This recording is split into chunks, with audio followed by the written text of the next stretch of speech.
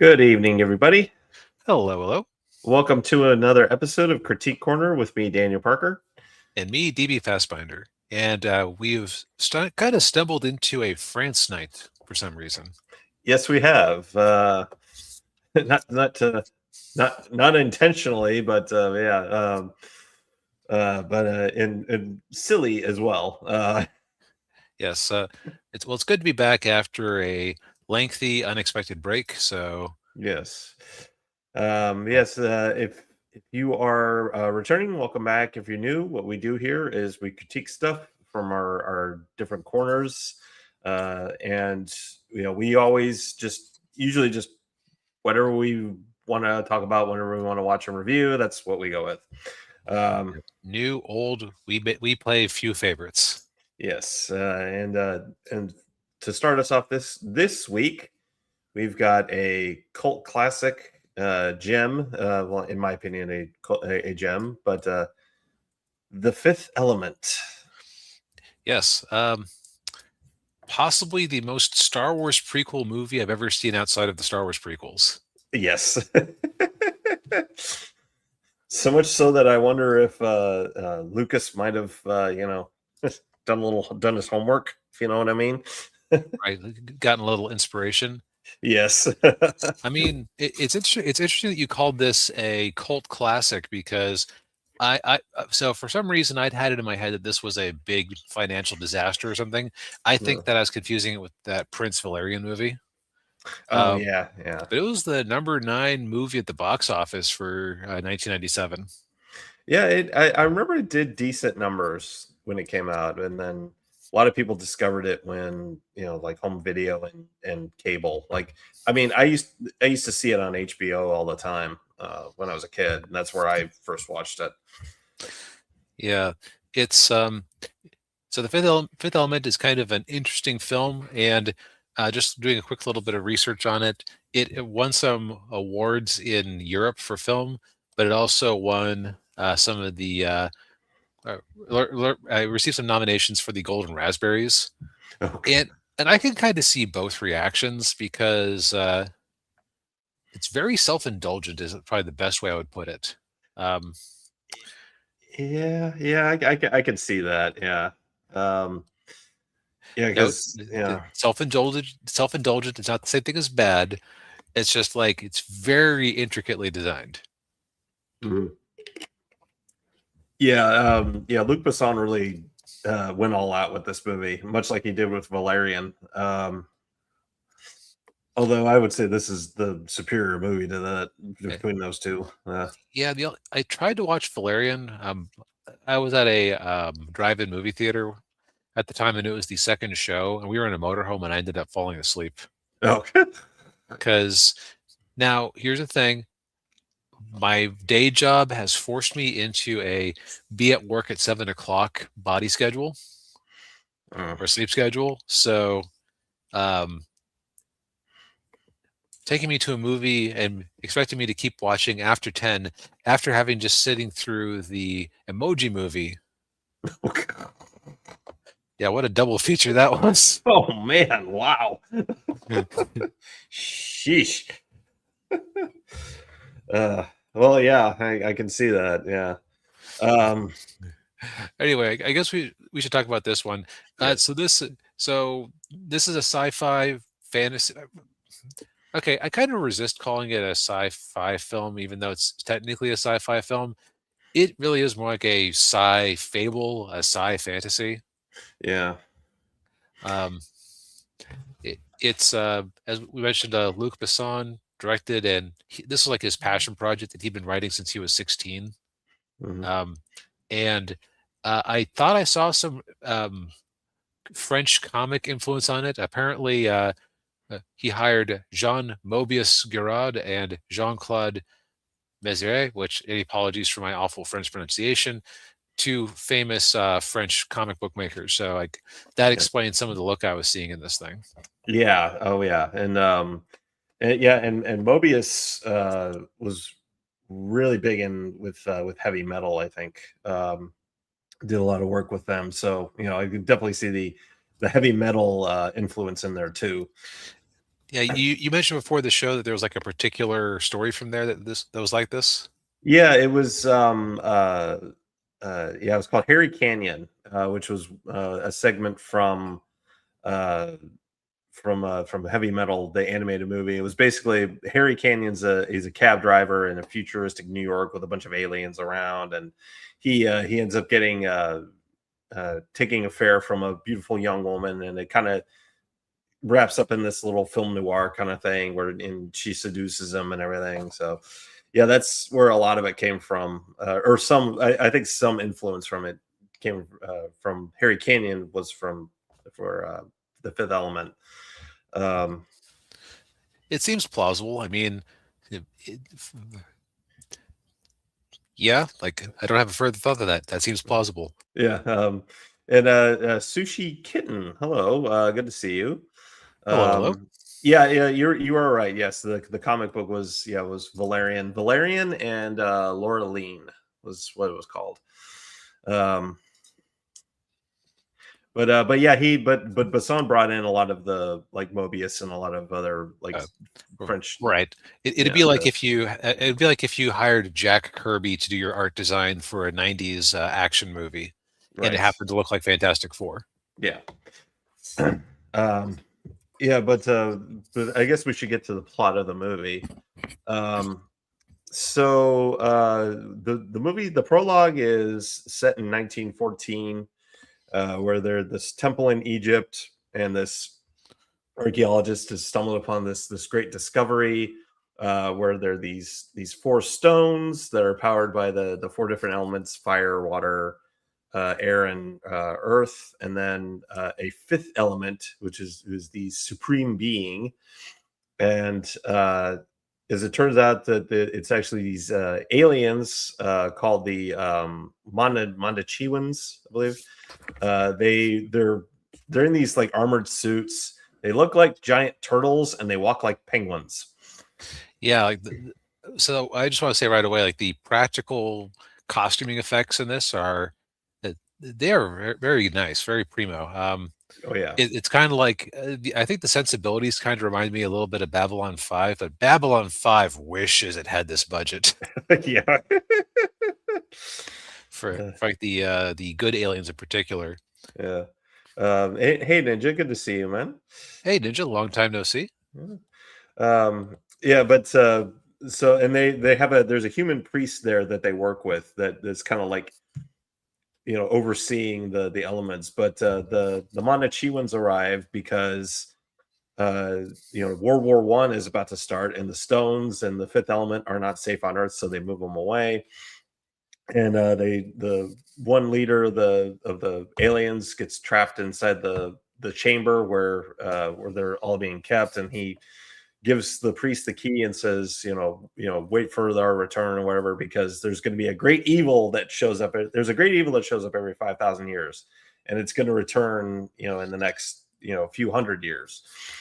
So then we flash forward to, what was it, 400 years later? Yeah, 23rd century. So Yeah. I guess 300 or 300-ish. 300, yeah, 300, 400 years. And this giant black planet shows up, and it's very powerful, and they don't, and of course they tried to shoot it and doesn't do anything. And then we meet a priest named who's a part of this whole line of other priests, Vito Cornelius, who's played by Ian Holm, who was in Alien. He was the android in Alien. He was also Bilbo Baggins in the Lord of the Rings trilogy. Oh, he looks taller in this one. Oh yes, he looks a lot taller in this one. Yeah,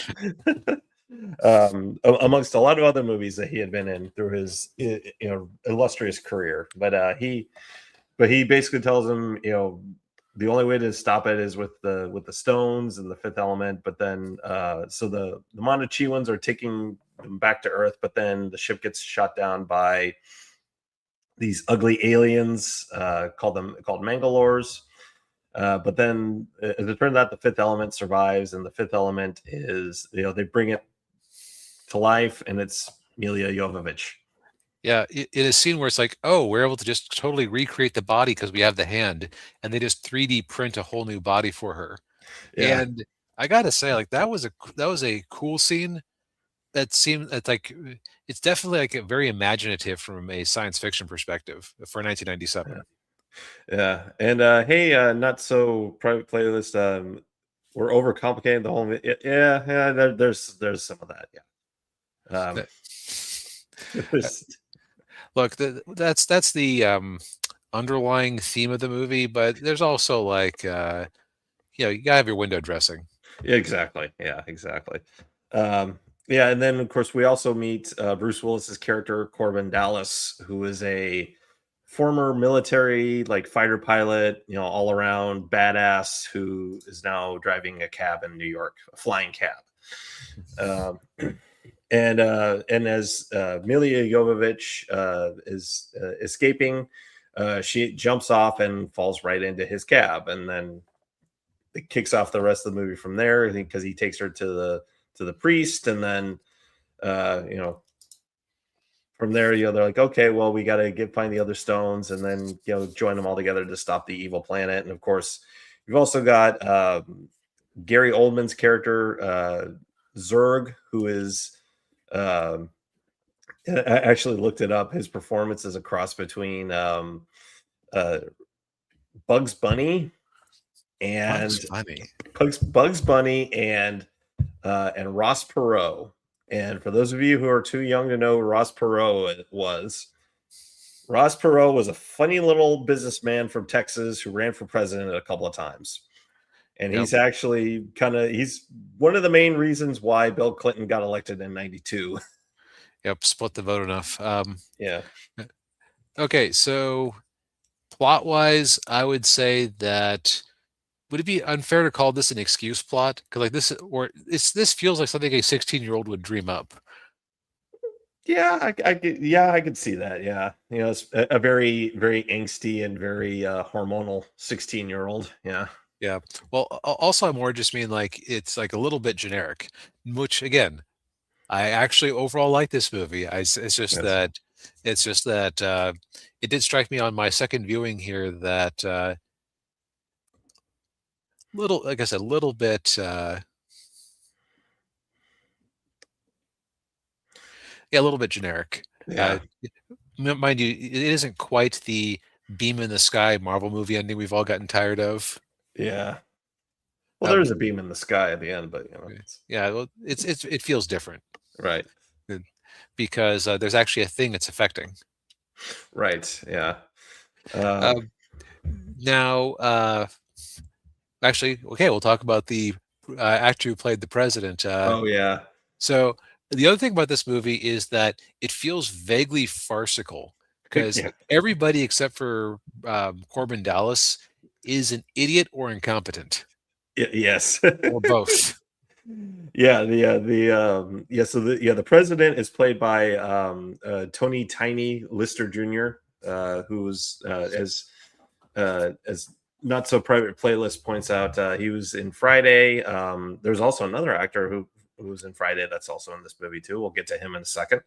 Um, and yeah, he's just he there's actually a scene where they're like oh, you don't sound like a president. The president's an idiot. Yeah, it's yeah, Corbin Dallas's mom calls. They put the president on the phone. Like, she accuses him of just being Corbin putting on a voice because you you don't sound like an idiot, and the president's an idiot. Yeah. uh, yeah, he keeps making he makes all these different decisions that are just like okay, dude, Yeah. Well, to quote Mayor Quimby from The Simpsons, whichever way the wind shall blow, I blow that way also. yeah. Uh, and and of course another character in there is Ruby Rod, played by Chris Tucker. In a role so ridiculous that Prince refused to take it. Yes. He thought the outfits were too feminine and weird. Yeah.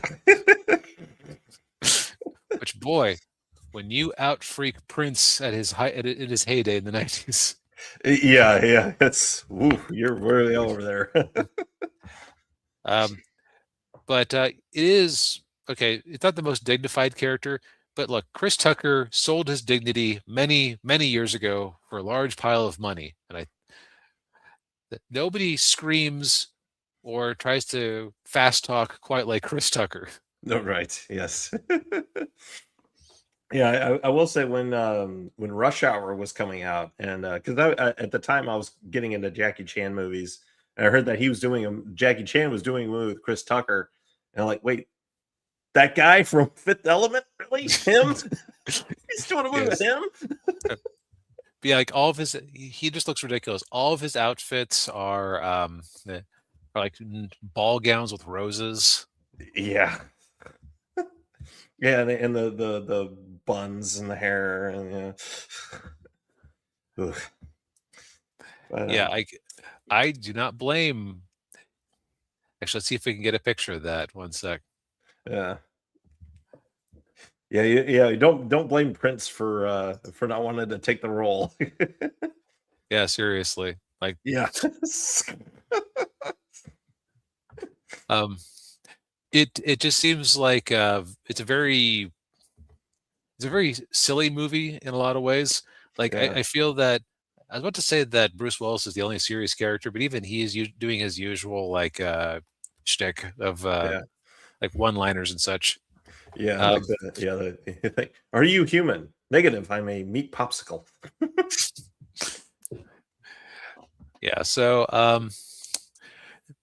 it feels like it's vaguely satirical. Like I said, like it's just everybody's incompetent. Nobody can do anything right except for Corbin. Yeah. Um, was this the movie that gave us Mila Jovovich? Was she a thing before this? Well, she was in Dazed and Confused, but I don't know if a whole lot of people probably remember her from that. I think this was the movie, yeah. And then because I think Resident Evil was like a couple of years after this one. Right, and this is much more of like the resume for getting into those action movies Yeah. because she can look pretty convincing holding a gun or throwing a punch. Yeah. Yeah. Yeah. But no, I really like this movie. It's I haven't watched it in a long time, so it was refreshing to go back to it. Um, reminder of a simpler time when I was a kid. I only saw it in my late 20s with a buddy, so it's nice to watch it a second time. Um, the sheer silliness of so much of it definitely stuck out to me on a second watch. Like I did keep thinking of the Star Wars prequels with like just this is a director doing exactly what he wants to do, and like a lot of things are very intricately designed. So like the villain at his desk, he has like a little elephant thing that that pops out when he presses a button, and he's like all these little toys and trinkets, and he has like these super choreographed Roombas to clean up things on the ground, and it's just Yeah. and I just thought to myself, man, like some stage person had to spend probably weeks designing those things, like the look of them, figuring out how to make them move in exact sequence with each other Yeah. for like a blink and you miss it scene that nobody's going to remember. Yeah. Okay, actually, that's okay. To be fair, I remembered this scene, but you know what I Yeah. mean. Like it's Yes. Yeah. Yeah. like just every bit of this movie is full of that kind of crazy detail. Like the futuristic New York is. It actually reminds me a lot of Coruscant in the Star Wars prequels, Yes. although I think some of that was established in the Star Wars novels in advance. So Lucas gets off this time. Yeah. Yeah. But I liked the deal where like you have the floating Chinese restaurant that just goes from window to window. Yeah. Yeah. And the McDonald's that's in a really high building, and you just Yeah, put the trays out, like the old drive-in diner, like the old diners, yeah. So it's like I don't know if it necessarily felt coherent, but it definitely felt imaginative the whole way through. Oh yeah. Yeah. Yeah. Also, let's see, who played the priest again? Ian Holm. Ian Holm. I really liked him in this one. Like he wasn't really allowed to do much, but he was like he was the character who was taking the whole thing seriously, Yeah. Yeah. uh, which helped ground some scenes. But some of the scenes in this are just outright silly. Like, and you will probably laugh out loud at least a couple of times. Oh yes. Yeah. I also got to say that runtime of under 90 minutes, or 126 minutes. I did my mental math wrong. It's just over 2 hours. So Yeah. um, it didn't feel like 2 hours when I was watching it. So No, it that's doesn't. Yeah. because it just has this energy that goes, goes, goes, goes, goes. Yeah. So yes, I think I'm not as big a fan of it as Daniel is, but it's definitely a worthy movie. So if you haven't seen it for whatever reason, give it a go. Yes. I guess the only caveat I'll give is Chris Tucker may be extremely annoying in his scenes, Yeah. especially once the action starts. So Yeah. Yeah. He's got a lot to go back to the Star Wars prequels. A lot of Jar Jar Binks in him. yeah, and gosh, which character is more annoying? Yeah. Probably Binks, but Chris Tucker, you get more like sustained. Man, this really is like the unofficial zeroth Star Wars movie. Yeah, it is. Yeah. In terms of the sensibilities of it. So if Yeah. you're a Star Wars prequel enjoyer, this will probably be even more up your alley. Oh yeah. Yeah. Definitely. Currently on Netflix. Yep. So we take a quick trip across the channel for a first impressions look at something from the UK. Clarkson's Yes. Farm, season 5 on Amazon Prime. Yes. I have watched the first 4 episodes of the show. I haven't gotten to the last 4 yet. They dropped last night. Didn't have time to watch it before the show, but yeah. So getting into the early episodes, I beginning to see why this will be the last season of the show for a while. I don't know what a while is. It could be a year, could be 2 years, 3 years, 5 years. I don't know. Could be forever if his health keeps going the way it is. Yes, yeah, yes. At the start, yeah, because at the start of the show, so last season, Clarkson was trying to get his pub open, and he was under the real hard time crunch because they only had like 3 weeks to get it up and running. And so he was doing so the stress of trying to get that pub up, and as well as working on the farm and doing harvest and everything. Um, he kind of let his health lapse, and he he had to have emergency heart surgery because he had like a lot of blocked arteries, and he was apparently a couple of days away from a massive heart attack. So at the start of the show, Clarkson, he's just recovering from heart surgery, which means he can't do a whole lot of manual labor of with the farm and everything. So a lot of his focus has been on the pub, which was still having issues. They were having a lot of power problems. They were having all sorts of they were having they were paying I can't remember how much they're paying for the Wi-Fi. It was a ridiculous amount of money. I think it was like $8,500 or £8,500 a month or something like that. It was just outrageous. Yeesh. And yeah, and so he was dealing with all of that. And the other part of it too is that Clarkson. In the UK, there's a chancellor. I can't remember what her name was, but she introduced this new estate tax, inheritance tax, in the UK, where if you inherited a farm from from a family member, you had to pay this outrageous inheritance tax. I can't remember what it was. It's just ridiculous. And at first they claim, well, it's only gonna it only affect about a quarter of the farms, and that's BS. It was like 100% of the farms, because like every farm in Britain practically has been inherited. They're all family farms. They've all been inherited. They've been passed down from one generation to another. So in one episode they had this, and I remember this when they did it last year. They had this big rally outside of Whitehall with all these farmers, and Clarkson wasn't sure if he was going to speak at it, and because he said his doctor didn't want him to speak at it, and Amazon didn't want him to speak at it, but he ended up speaking anyway. He'd give some very brief remarks, but his doctor wasn't too happy with him. She told him, when I told you to take it easy for 6 weeks, what I meant was you sit by a fire, drinking lentil soup and reading a book.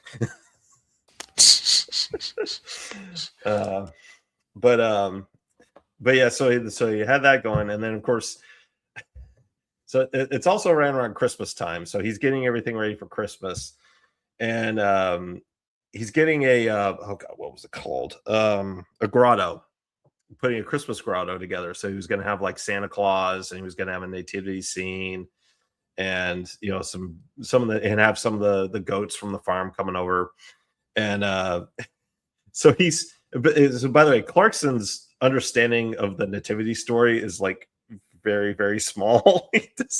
he's reading from the Gospel of Matthew, and he's just like, what?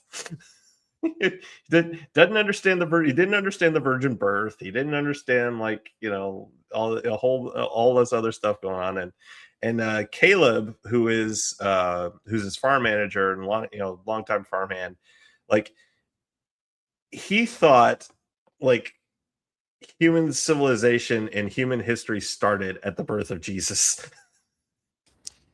Oh my. Yeah. Yeah, Caleb, like he has like absolutely no understanding of history. He has no understanding of like anything like outside of farming. It's just astonishing. Because Clarkson had to explain to him, BC means before Christ. I mean, you mentioned he didn't really know anything about anything before, but holy crap. Yeah. But yeah, so there's all that stuff going on, and of course the big thing, another reason I say that this is going to be the last season another reason this will probably be the last season for a while is Clarkson kind of came to the realization that he's not very good at farming. What? Yeah. No, say it isn't so. Yeah. But so he's going more automated. So he and Caleb, it was actually really funny. He and Caleb, they took a little field trip to the Netherlands to meet with this Dutch farmer who had all these like automated like tractors for like cultivating and drilling and all this, just in figuring out like he actually had this other thing where you could like map out the fields to see like which parts of the field can get you higher yield on your crops and which fields don't and everything. So it's all very high tech, and so it looks like Clarkson's going more automated with a lot of the farming stuff. But what was funny was so another thing about Caleb is he up until like 4 or 5 years ago, he had never left that little area of England, of the Cotswolds. He had never gone outside of that town. And then the first season he went to London, and then he was going to some few other places, and he actually did a little comedy tour last year where he was going around England doing a little stage show. But this was his first time going outside of England, and he was just like incredibly nervous about it. He's just like, "Oh, what's gonna happen? Is it the same air over there as it is here? Yeah. Beans without toast? Yeah, what?" But yeah, no. So far, I mean, it's this is a typical season of Clarkson's farm, and all of the happenings that are going on there. And first 4 episodes have been really good, and I'm looking forward to watching the last 4. So. Now, I imagine if you haven't been keeping up with it so far, you don't want to jump into the middle of season 5. No, you don't. No, you got to start with season 1 and then go from there. Okay. Yeah. Well, time to take our last trip back to sort of France. With the Birdcage. Yes. The Robin Williams and Nathan Lane gay rom-com. Yeah. Mid-90s gay rom-com. Yeah. Watching this, I couldn't help but think that this was probably a really important movie for the acceptance of homosexuality in the U.S. Just because Okay, so you told me something that I thought was very interesting. Yeah. Actually, before we get into that, okay. Overall premise: Robin Williams' character is a well, I guess mid-40s gay man who owns the Birdcage, which is a drag/gay bar. Yeah, and the performances are usually drag. Yeah, usually drag, and it's in South Beach, which is Miami. Yep. Yeah. And he's in a long-term relationship with Nathan Lane, who is one of his performers.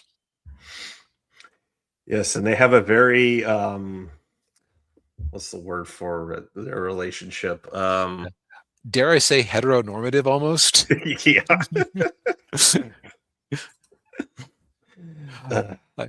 Like Nathan Lane is hysterical, both in the sense, actually 3 senses. 1, it's an amazing, funny performance. 2, the character is often on the verge of hysterics. And 3, in the original sense of the word hysteric, which means having a womb. Like he doesn't have a womb, but like very feminine, just which they get a lot of material out of. Yes. Oh yeah. Yeah. Yeah. And it's and they also have Robin Williams' character. He has a biological son named Val, and he's 20 years old, but he goes and he tells Robin Williams that he's getting married, and it just so happens that his fiance, who's played by Callista Flockhart, who's most known for Ally McBeal, and also known for being married to Harrison Ford. She's the fiance. She comes from a very conservative family, very religious family. Her father is played by Gene Hackman. He is a Republican senator from Ohio. I'm trying to think of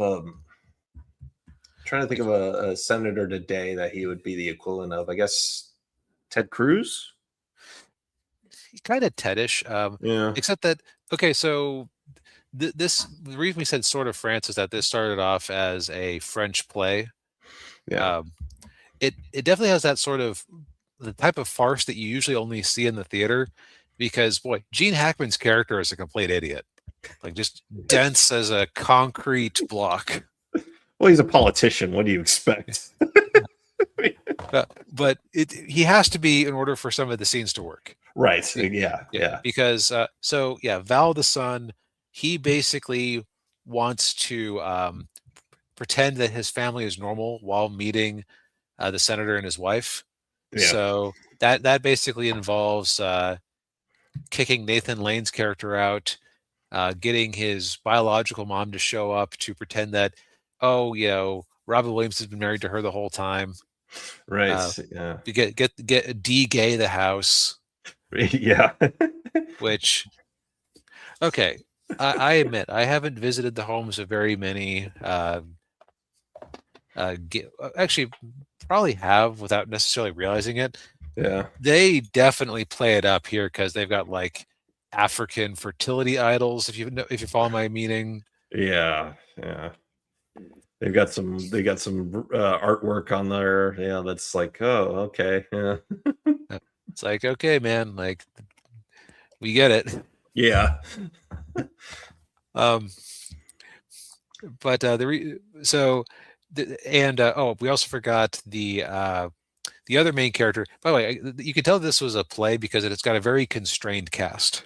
Yes. Yeah. Uh, and you've got another character who's the live-in Guatemalan maid. What was the name again? Agador. Agador. That's why my brain refused to remember that as a name. he's played by Hank Azaria. Okay. I thought that looked like him. I knew his voice. I said, "Isn't he? Is that?" He sounds like exactly like that gay stereotype voice that. On The Simpsons. Yes. Yeah. Okay. That explains a lot. Yeah. And his goal is to actually be in the shows, but Robin Williams has always shut him down. Yeah. Now, okay, so I'd put a pin in something earlier. Yes. You had mentioned that Robin Williams was originally going to play Nathan Lane's character, Yes. the very campy, over the top one. Right. Yeah. And Steve Martin was supposed to play Armand, the Robin Williams character in there. I'm of the opinion that they made the absolute right casting choice. Yeah. Because first off, it was kind of actually nice seeing Robin Williams play something more subdued than normal, rather than like bouncing off the walls. Not that he hasn't done serious ones before, but I think this is the most straight-laced I've seen him. Oh yeah. In anything. Well, especially in a comedy. Yeah. Right. It's always interesting to see a character who's normally the manic one, or the actor who's normally the manic one, getting to play the straight man. Yeah. Yeah. But also, I've seen enough Robin Williams movies to know that I do not think that he could have touched Nathan Lane's performance, because like Lane is the beating heart of this movie. He's what makes this work. Yeah.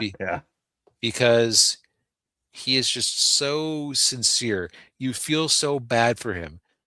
Yeah. Like I mentioned, this was like probably historically important for acceptance of homosexuality in the US, because Nathan Lane is just so, it is impossible to hate him, even if you think that his lifestyle is not to your liking. Oh yeah. Because he's really the victim in all this. Oh, he is. Yeah. They keep trying to push him out. They're like, and then they come up with the plan of like, well, he could be Uncle Albert. Right. And so they try to have him act, real manly, and he just can't do it. Yeah. And he's just so lovable. Yeah. But sorry, I was just thinking of some of the scenes from this movie and chuckling to myself, which got my train of thought derailed there.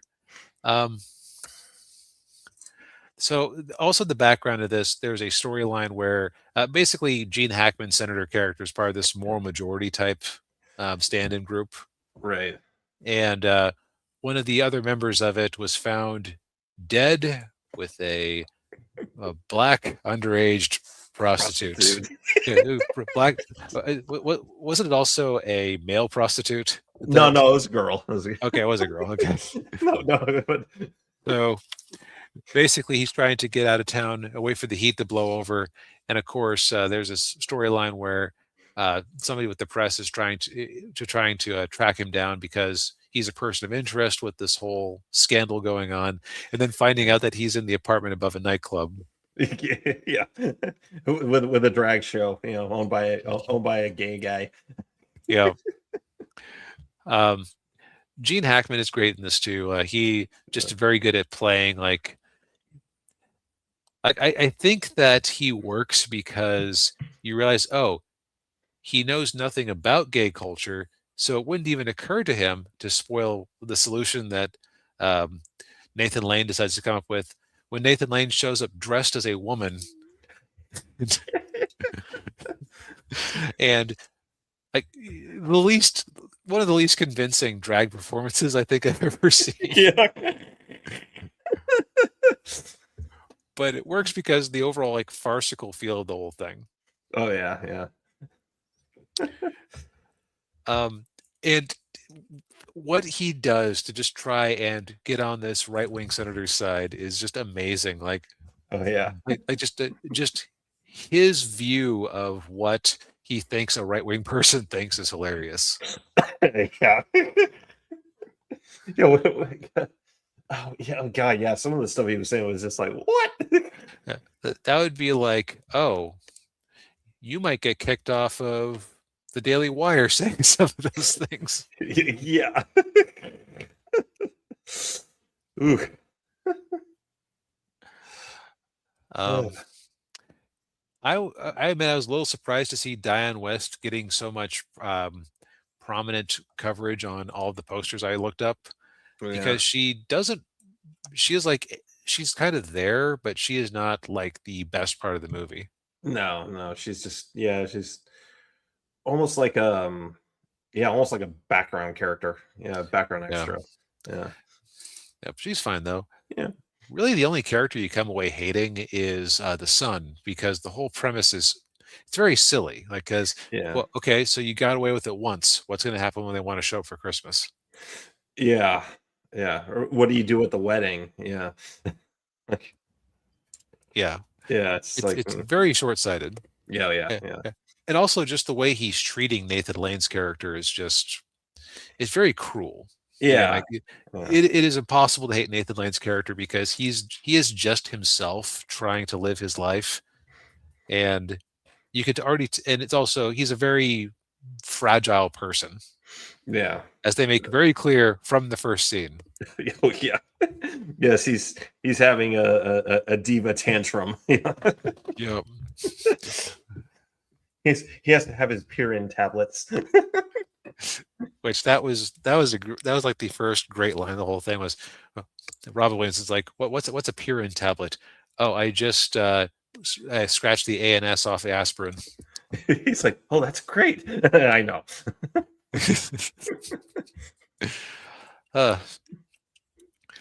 I had heard about this movie for years, and it was on my eventual to watch list. So when Daniel proposed it, I was very curious, and yeah, this thing is great.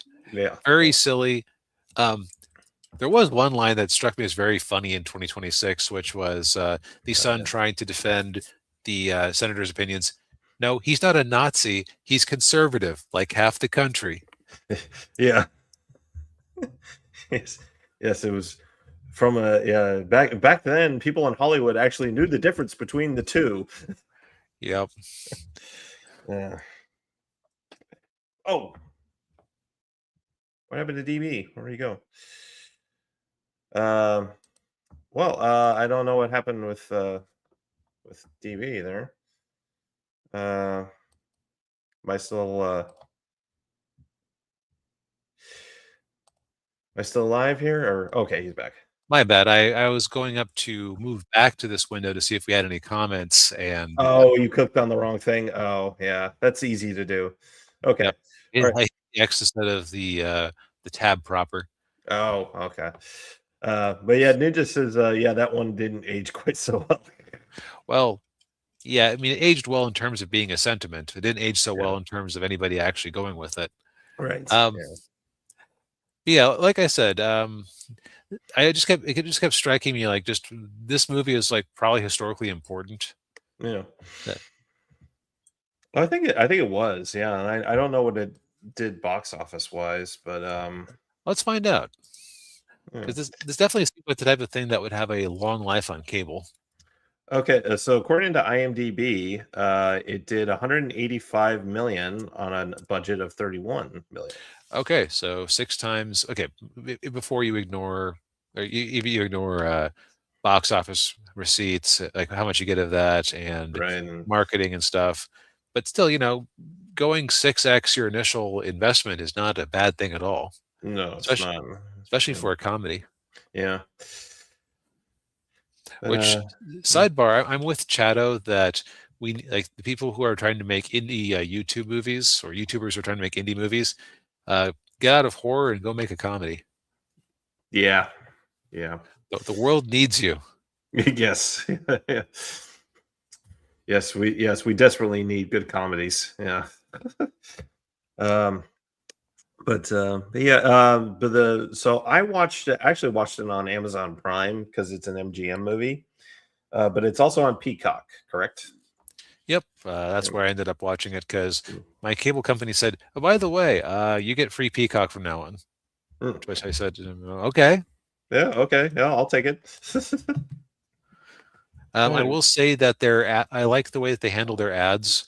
Netflix with ads is annoying because they just want to intercut the movie every 5 minutes or so.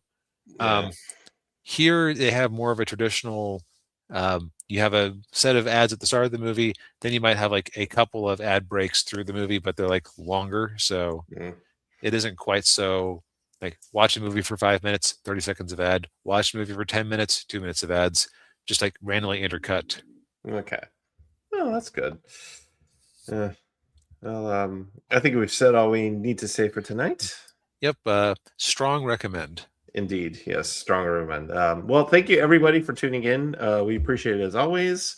Hit the like button, subscribe to the channel if you haven't already. Ring the bell, buy some books, and we'll see you next week. Night, everybody. Yep, and thanks for. It was nice seeing you again, Ninja. Yeah, no, good to see you too, Ninja.